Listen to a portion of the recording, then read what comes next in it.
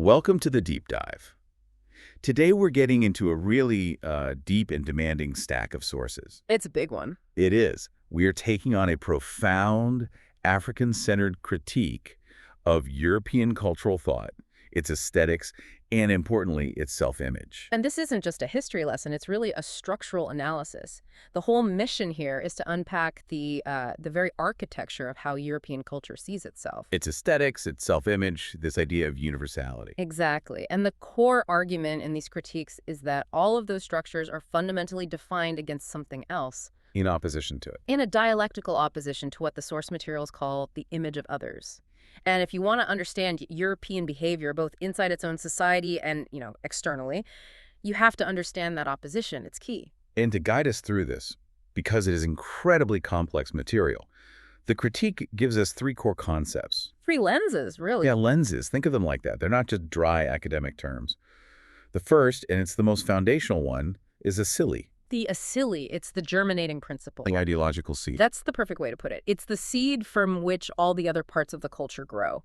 It sets the direction, the inherent logic of that civilization. So if you understand the asili, you understand the core drive, and the sources we're looking at identify the European asili as being fundamentally oriented toward power and external control. Okay, so from that seed, we get the next concept, Utamoroho. Right. The Utamaro is the vital principle. It's the culture's life force. The engine. The engine, exactly. If asili is the seed, Utamoroho is the engine that makes it grow. It's the collective spirit that puts that core principle into action. And for Europe, that's analyzed as what?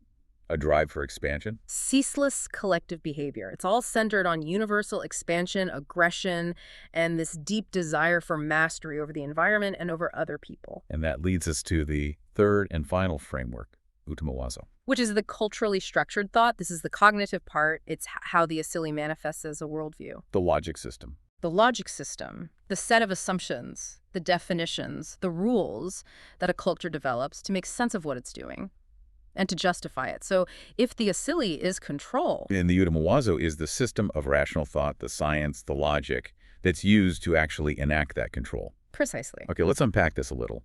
The central tension that's set up from the very beginning is it's just massive.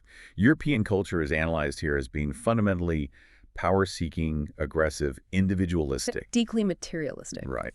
And the sources argue that this stands in just stark contrast to traditional African cultural ideas, which are all about interdependence, spiritual unity, and the community. So we are looking at a system that is built right at its ideological core on splitting things apart, on control. Yeah. And the argument isn't that this culture is inherently, bad.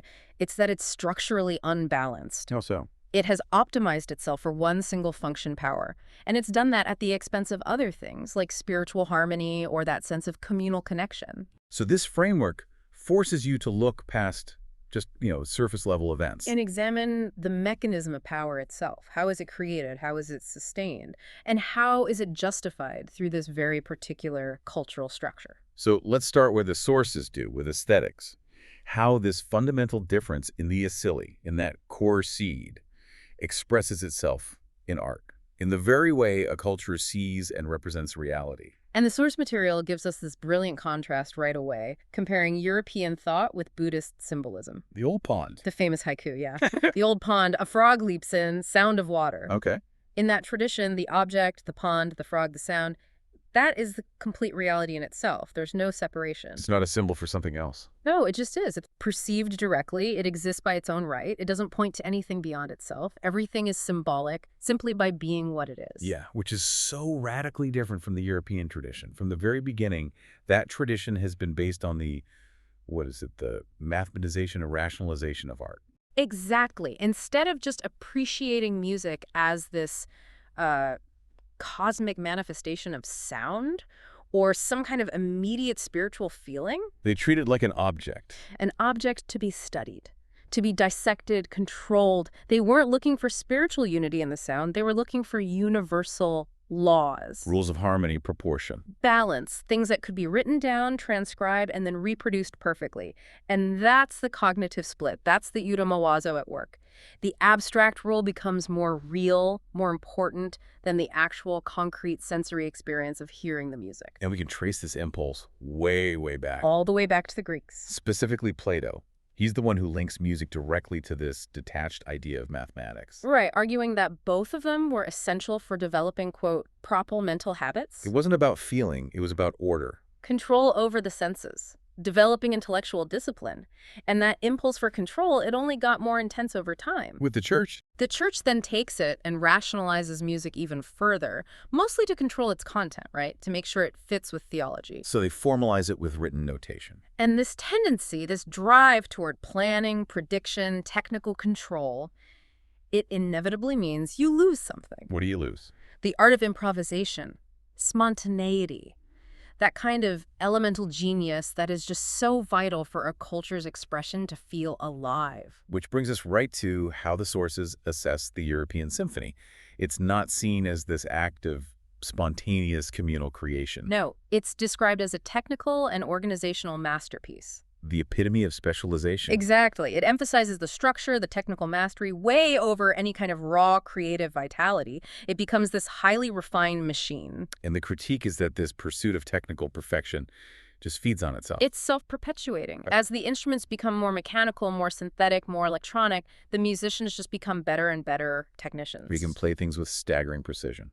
But, and this is the core of the argument, their compositions often become just as mechanical, uninspiring, unless they borrow from somewhere else. unless they actively draw on the musical creativity and awareness of the African experience, which is so often adapted, borrowed, or just exported directly from America. This really helps you understand that term, dead music. Yeah. Why it's sometimes used by Africans in America for European classical music. It powerfully reinforces this central claim. That the European culture, driven by this utimarojo of absolute control, it has to rely on the genius and the vitality of the African cultural stream for genuine expressive energy. Because its own structured system, its udomawazo, naturally deadens that spontaneity. The European aesthetic expresses power and control. Other styles express elemental genius. It's a fundamental split. And this structural difference, it goes beyond music. It goes into performance arts, specifically mimesis, imitation. Right. For many African cultures, mimesis, mimicry, these are seen as highly pleasing. They're ways of communicating, of learning. And the goal of any kind of dramatic performance is total participation. Total participation of the group. Yes! You want to break down that barrier between the actor and the audience. And the perfect example of this is the African-American church service. Which the sources call a ritual drama. Right. The whole congregation is participating, sometimes to the point of spiritual ecstasy. The whole point of the ritual is to create what's called the eternal moment. The Hantu. Right, joining time and place Hantu into this boundless spiritual communion.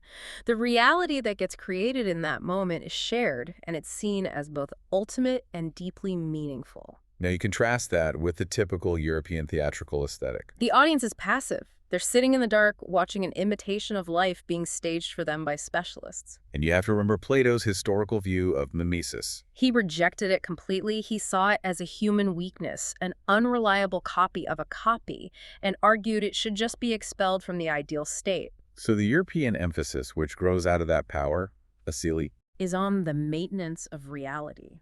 A reality defined by rational, predictable, structured rules. Not the spiritual co-creation of some eternal moment. This philosophical split brings us right to the critique of art for art's sake. Which the sources call a, quote, uniquely European aberration. That's a strong trace. It is, because it's based on this assumption that the sources find not just culturally unique, but spiritually bankrupt. The assumption that art can be completely separated from the lifeblood of the group. Right. In this view, art exists for one reason. To serve the artist's individual ego or their aesthetic whim, it has no other built-in purpose. And the sources characterize this philosophy as intellectually confusing. And that it often leads to a kind of spiritual demise in a lot of elite Western art, which ultimately just fails to connect with the culture at large. It's the ultimate expression of that isolated individual utimarojo. The counter-argument here is pretty compelling. It's that traditionally, non-European art is intrinsically functional. It's tied to life, to spirituality, to communication with the sacred. It's never separate. Think about that ancestral stool. Exactly. The goal of the African artist carving it is twofold.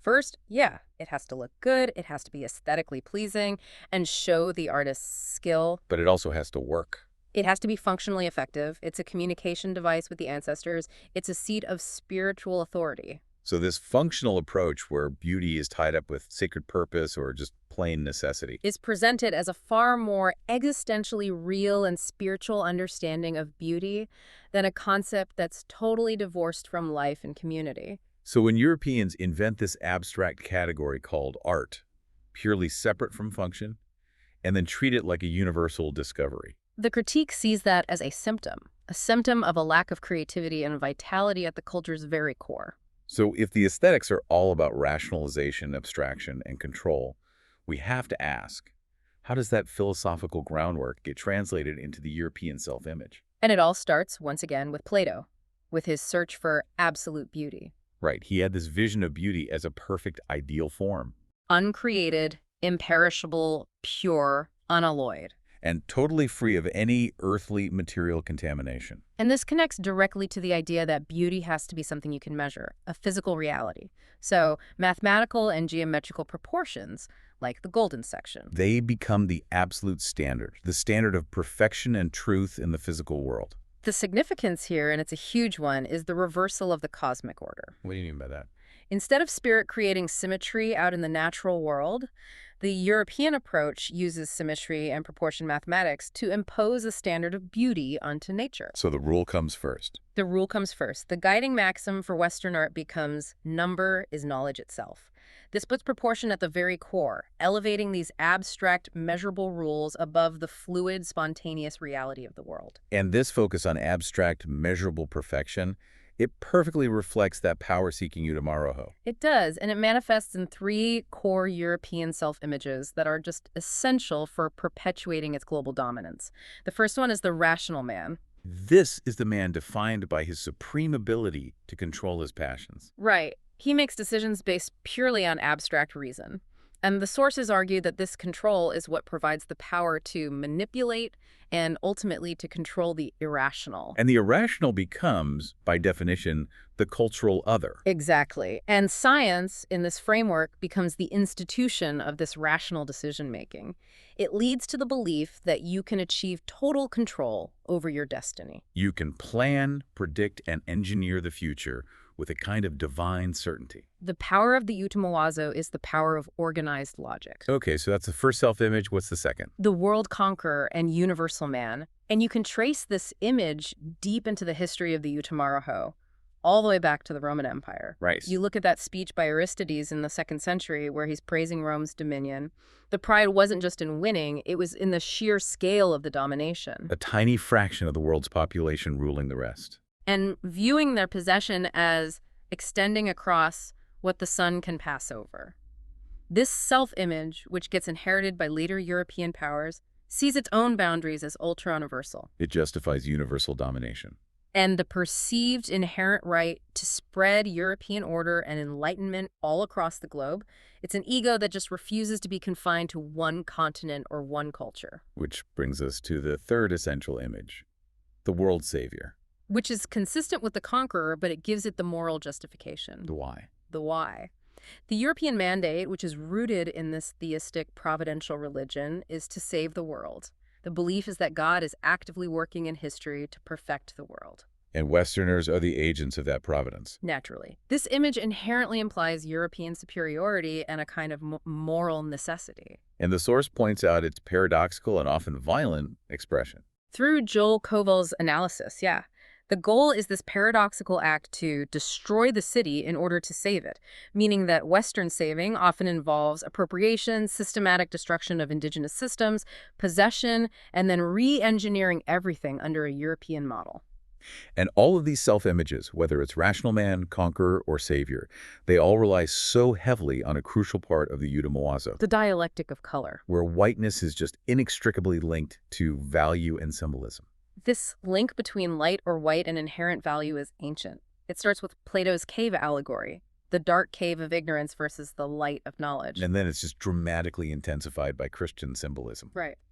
White is purity, virtue, good. Black is sin, evil, the absence of light. Even in our language, right? We talk about the dark ages for Europe's unproductive or backward years. The sources give some really powerful, concrete examples of how this gets institutionalized in art and literature. They do. In European legend, fair is literally a synonym for beauty. The Olympian gods were often depicted as blonde. Angels are blonde. in classical art of the crucifixion. The thieves are routinely depicted as brunette or darker, and it's an explicit contrast with a blonde savior. This isn't an accident.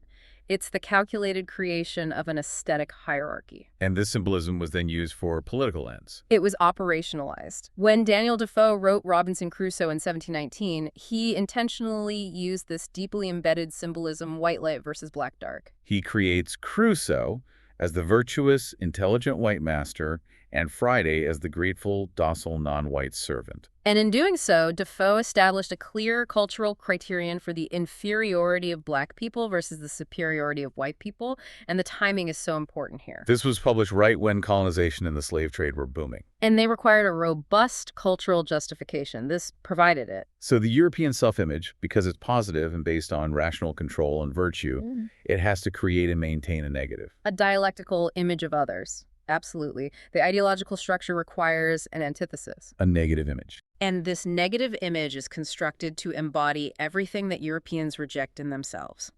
The other is irrational, non-choosing, overly passionate, lacking control over their destiny. And this split, this dichotomy, is just relentlessly reinforced by academic frameworks. Like the primitive civilized model. Right.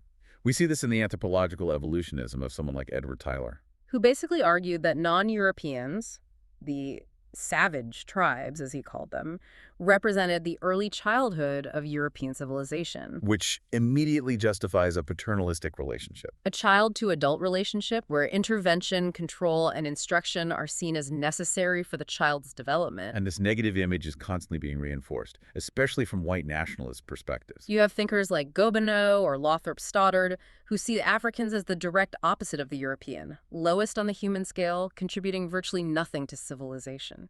And then you have more contemporary voices like Ben Wattenberg expressing this deep anxiety over the decline of white numbers. The birth dearth, the threat posed by these fertile non-white populations. And the sources connect this demographic anxiety directly back to that power-seeking asili. It's a fear of losing existential control. So this complex structure of self-image and this negative other image, it requires constant maintenance ideologically. Especially if the goal is global domination. And this is where we get into cultural imperialism, starting with this idea of European universalism as an ideological weapon. Right. The source defines universalism not as some truth about humanity, but as an ideological statement. Cultural commitment disguised. Exactly. And its core political function is actually pretty simple. It's to force non-European artists and cultures to reject their own sources of creativity, their own vitality and spiritual meaning. And adopt a European norm instead. Joseph Bookpacker called this process strangulation. And here's where it gets really interesting, because this proposition is almost impossible to argue with. It's so difficult. The sources note that it's incredibly hard to argue against the idea of universal humanity because it's so deeply and emotionally tied to the Western Christian idea of the brotherhood of man. So if you reject the concept of universal man, you're made to look morally evil. But the sources argue that the proposition itself is unnatural and immoral precisely because it demands you negate your own distinct specific cultural identity. in favor of an abstract European-defined universal. Right. The Pan-Africanist critique here asserts that this universal goal is so powerfully embedded in the Utamawazo that to even reject it intellectually feels like you're rejecting humanity itself. This leads to a really piercing critique of the political function of objectivity and scholarship. Which are always presented as politically neutral, universal goods like truth or science. But they're critiqued here as powerful ideological tools of European cultural imperialism. You used to claim universal validity for European methods of inquiry and analysis. The whole goal is to define the terms of reality for everyone else. The Asymer case study from the sources is incredibly illuminating on this point. It is. You had Pan-Africanists trying to promote an African-centered perspective, and they were accused of opposing untrammeled scholarship. Which is framed as this universal good that has to be kept separate from politics or cultural bias. But the reality, according to this analysis, is that this insistence on rigid objectivity is what allows Europeans to effectively hide their own nationalistic and cultural goals. By demanding all scholarship meet European standards of impartiality. They project their own particular perspective onto the whole world as if it were a neutral scientific truth. The goal is to make all cultures play by a set of rules that inherently privilege the European utamawazo. And this objectification, it serves another purpose. It functions to divest the subject of thought, the cultural other, of their agency, of their worth. It makes them a total object of European thought that can be controlled and used. Let's talk about how this ideology is conditioned into the collective psyche through media and what the sources call icons. This is about emotional programming. Yeah. Popular art, design, advertising, they are just relentlessly using these subtle or camouflaged icons. Like what? Think of eagles, flags, certain types of architecture, or the constant image of blonde-haired women with straight aquiline noses. These images don't work through rational argument. They work through emotional resonance. Right. They promote a Euro-American national consciousness. They condition the cultural psyche to respond with pleasure to those specific symbols of national identity. Even objects themselves, like the television set, become these powerful Euro-American icons, spreading the European aesthetic of line and dimension across the whole globe. And for non-Europeans, this European icon acts as a really profound weapon of control. It systematically splits up the non-European collective consciousness. It individualizes it and makes it serviceable to the European nationalist cause. How? By replacing communal symbols of worth with individualistic, European-defined markers of success. The source material suggests that the only real defense against this is for a coherent African consciousness to act like a cultural filter. To instinctively reject those European icons as aesthetically displeasing, to rob them of their ideological power. But the bigger point is that the Udamaraho of control requires this constant, pervasive cultural conditioning. And film is a massive vehicle for this. A powerful one. We can see this imperial ethos so clearly in certain film genres, especially the ones that reinforce that self-image of the conqueror and the savior. Take pioneer films. Okay. These films are just potent ideological reinforcement. They show the virtuous, civilized pioneer family, the embodiment of order and reason defending itself against vicious Native Americans. Who embodied chaos. Exactly. This narrative systematically justifies conquest and manifest destiny. It solidifies the belief that Europeans are bringing family, productivity, and civilization to the dangerous wilds. The hero is always the world organizer. Then there's the analysis of William Golding's Lord of the Flies. Which the source material sees as an explicit mirror of Western European nationalism. How so? The core conflict in the book is order versus chaos. You have law, represented by Ralph and Piggy, versus the hunters, who represent the primitive, uncontrolled state. And the underlying theme is the tragic regression of these boys when there are no adults around. No European supervision, specifically. This narrative reflects one of the European culture's deepest fears.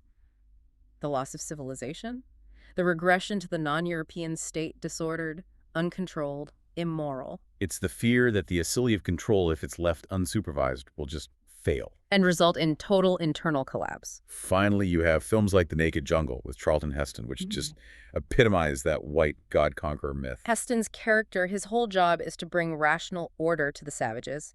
The indigenous men who, the film implies, would immediately regress to chaos without his leadership. And the climax always centers on his use of a pistol. The source identifies the pistol's cold rationality as the supreme symbol of white power. It's the ability to apply detached, lethal logic to control both nature and the savages. This cinematic trope directly reflects that expansionistic Udamaraho, where the European has to perpetually discover and take over to enforce civilization. The analysis insists that this aggressive, conquering drive that's directed outward is really just the other side of a coin. The flip side of a deep internal conflict. And this starts with a pretty radical claim that the very concept of the individual is uniquely European, that it was actually invented to serve the power asili. Yes, it's the invention of the atomistic self, the isolated seat of rational thought, moral action, and power.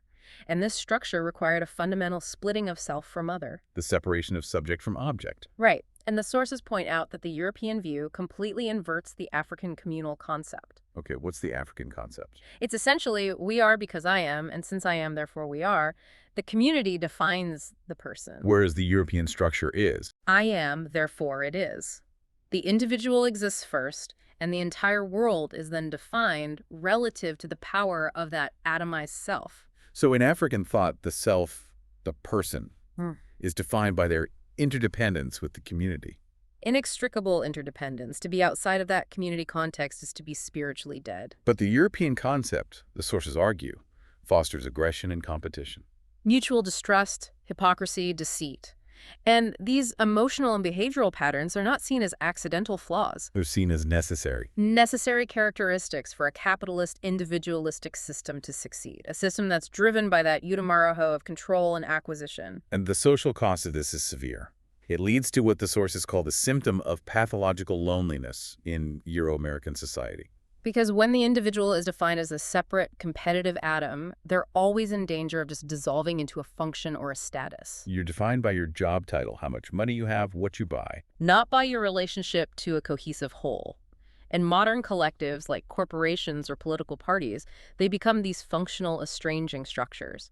They're totally unlike the spiritual, unifying community found in other cultures. The sense of belonging is transactional. Not existential. The use of the word jungle is really telling here. It is. The first meaning is, thick, untouched vegetation.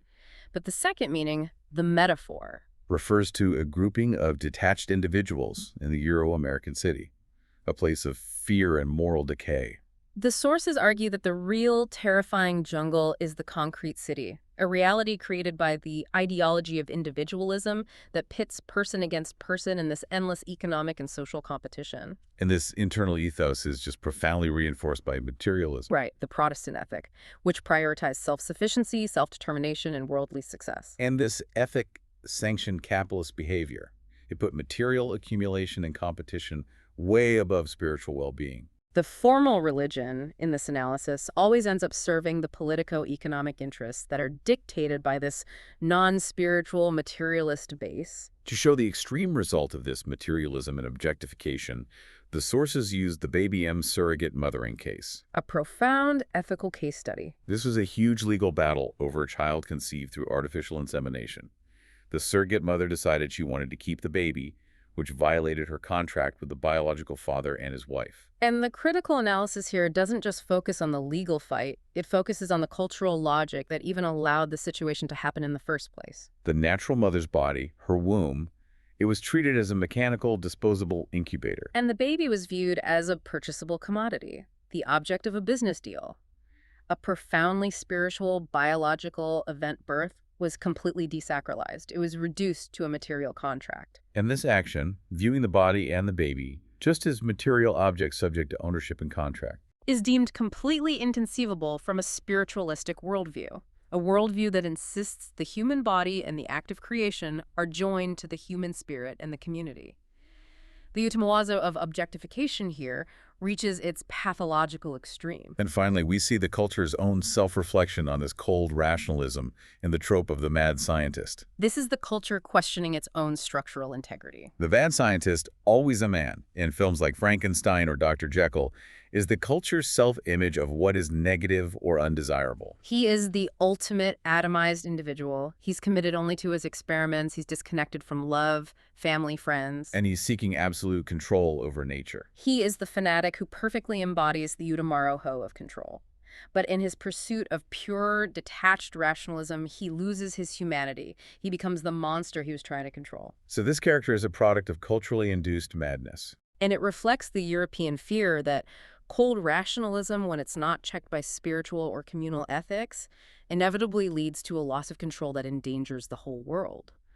The real nightmare is that the nature of European culture is such that this fanatic can actually get the power needed to destroy everyone else. So what does this all mean?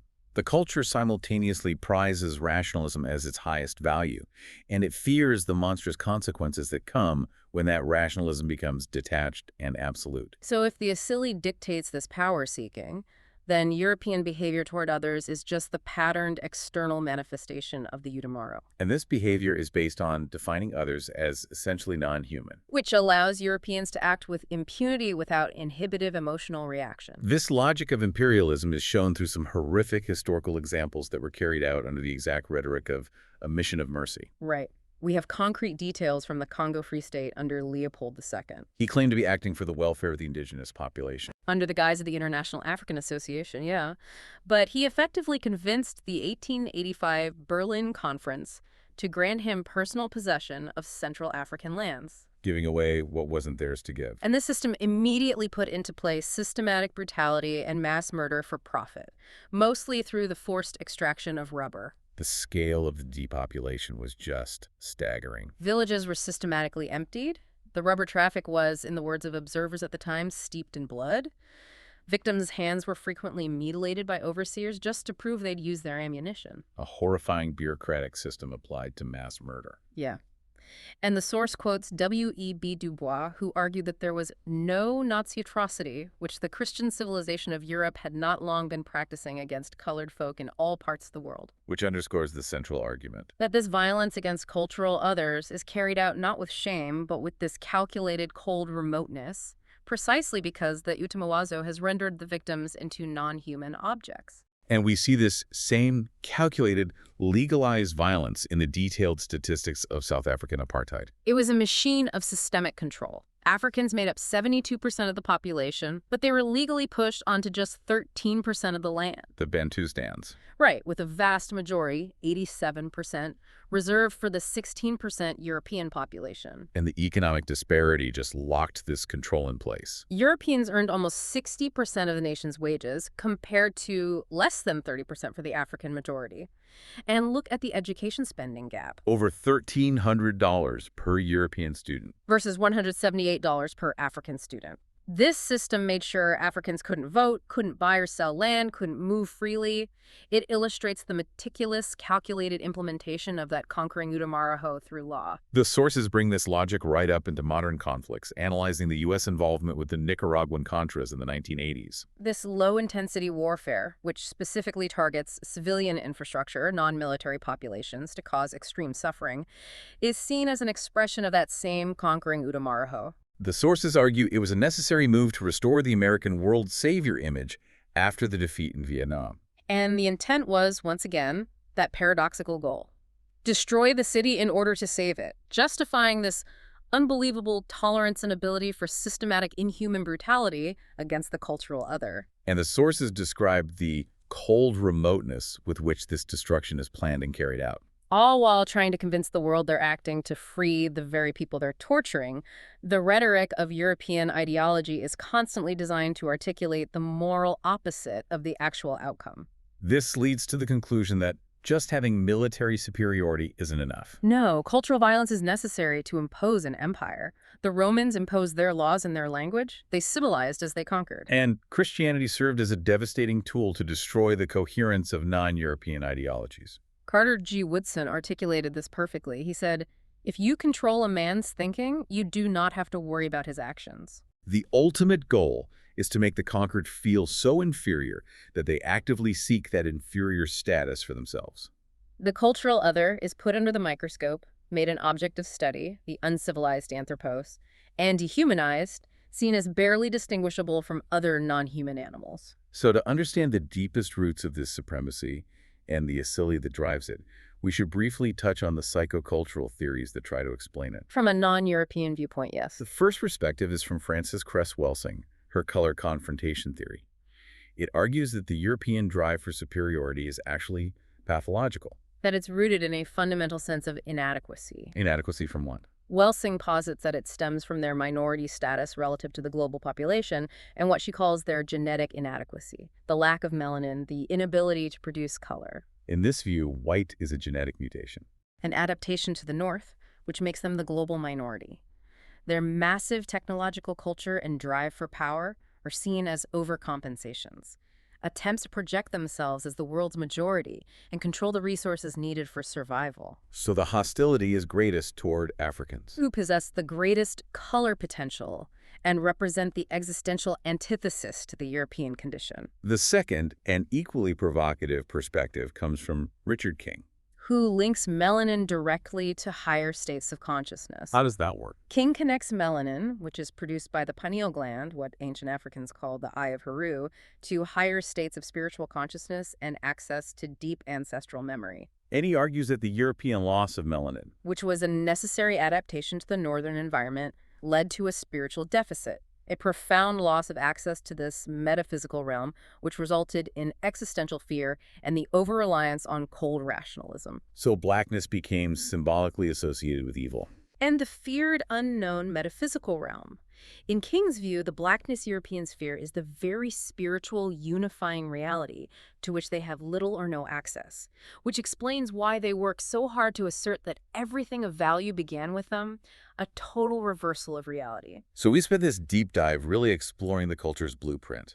The core conclusion seems to be that the European culture's asili, its germinating principle, is fundamentally power-seeking. And that necessitates a worldview, a utamawazo, that's defined by these sharp, destructive splits: self versus other, object versus subject, abstract versus concrete. And this entire structure is driven by an insatiable atomized ego. The resulting cultural construct is termed Yurugu, the incomplete being. The culture is recognized as supremely successful as a machine. A machine of aggression, control, and efficiency, yes. But the inability to love, to truly unify, and the internal dynamics of aggression and distrust mean it fundamentally fails to serve essential human needs. The very concept of the individual, the driving force of this whole system, is based on profound and painful isolation. And the European mind, because it operates on this rigid, rational logic, it struggles constantly to find rational ways to synthesis, to reconcile these damaging internal splits. In contrast, the sources point out that majority cultures implicitly reconcile these same paradoxes through spiritualistic modalities. Ritual communion. Valuing shared emotional response, they achieve a unity that cold rationalism just cannot offer. So if the European system is designed as this overwhelmingly efficient machine that runs on materialism and power, the central question remains: what happens when it eventually runs out of the spiritual and moral steam that's necessary for an operable internal ethic? this raises an important question. The sources cite these mechanical breakdowns within the political system Like the Iranian-Contra deal or the systemic dishonesty of Watergate? as evidence that the machine's efficiency is diminishing. These failures are proof that the system is failing even on its own terms, its own rational political ends. So if a thoroughly materialist culture cannot generate the spiritual or moral base it needs for internal cohesion, what happens when its defining singular pursuit of power inevitably leads to self-destruction rather than self-control? Ultimately proving its own logic to be self-defeating. That is a profound question about the destiny of a culture that is built upon internal division. And we will leave you with that thought. Thank you for joining us for the deep dive.